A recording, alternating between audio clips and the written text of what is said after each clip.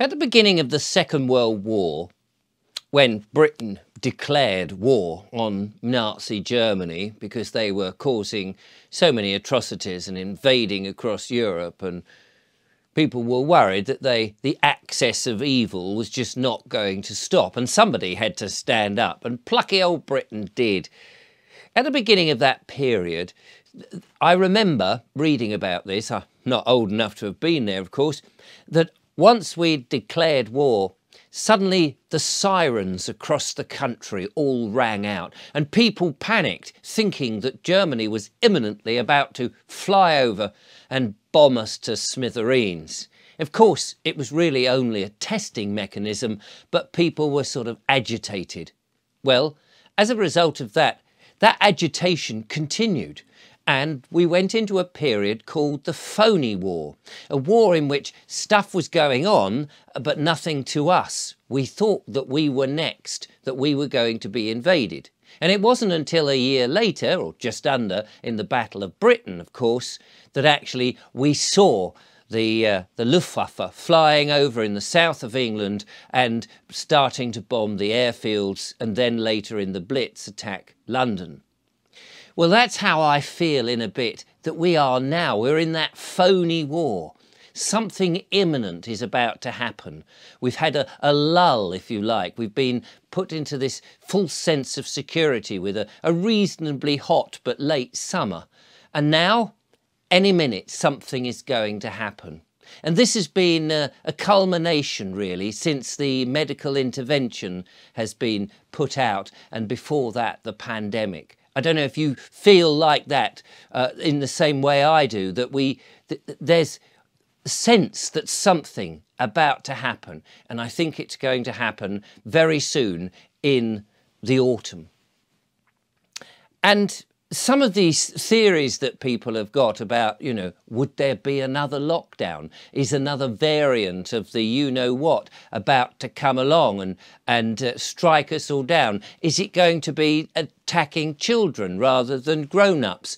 Will we see masses of small coffins being lowered into the ground? And will the government start to tell us once again how we should react and how we can live our lives?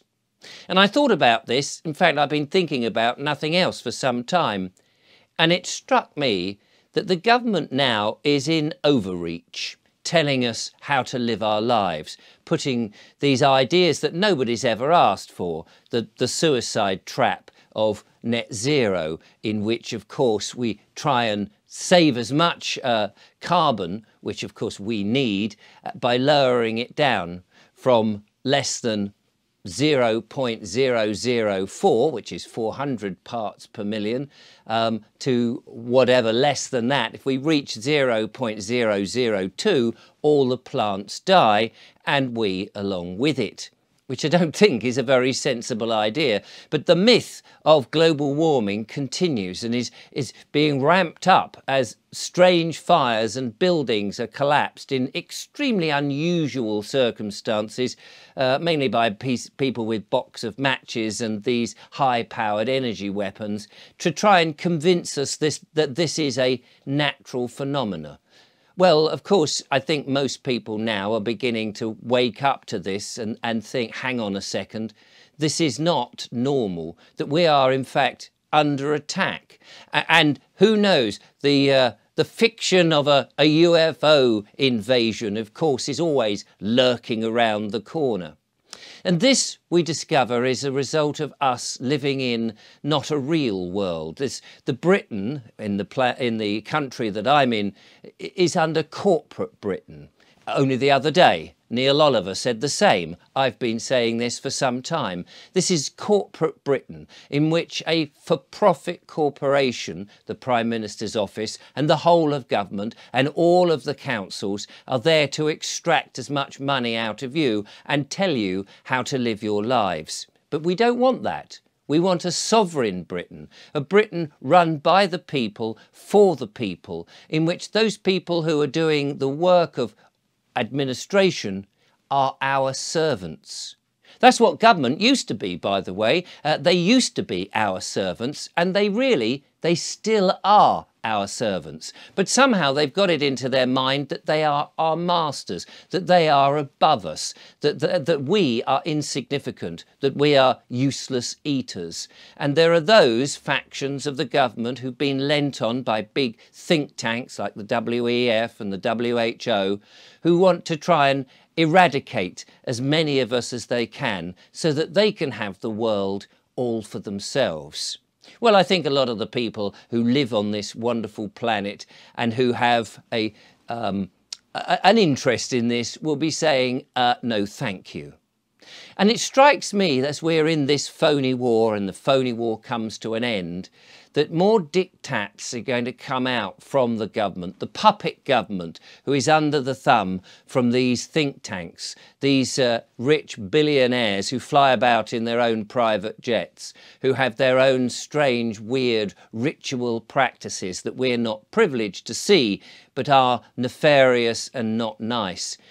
So I think as this phony war comes to an end and we come to see the government for what it is, and it starts to tell us things, such as, say, we now got to lock down, I think the people will need to just say no, that we will have to calmly resist, turn our backs on it. There's no need for us to get violent. I was thinking, if there was a lockdown and old Richie Sunak stood up there behind the podium and said, I'm sorry, but we're going to have another lockdown.